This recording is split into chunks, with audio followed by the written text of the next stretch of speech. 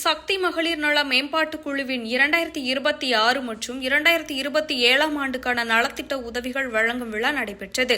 இவ்விழாவில் அமைச்சர் என். ஆனந்த் மதியம் 12 மணியளவில் பங்கேற்பார் என தெரிவிக்கப்பட்டதால் 1000க்கும் மேற்பட்ட பெண்கள் காலை 10 மணிக்கே வரவழைக்கப்பட்டனர்.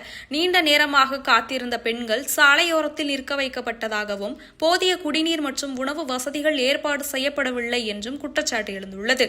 மாலை 4 மணி வரை அமைச்சர் வராத நிலையில் கூட்டத்தில் இருந்த சில பெண்கள் மற்றும் முதியவர்கள் உடல்நலக் குறைவால் மயக்கமடைந்ததாகவும் கூறப்படுகிறது.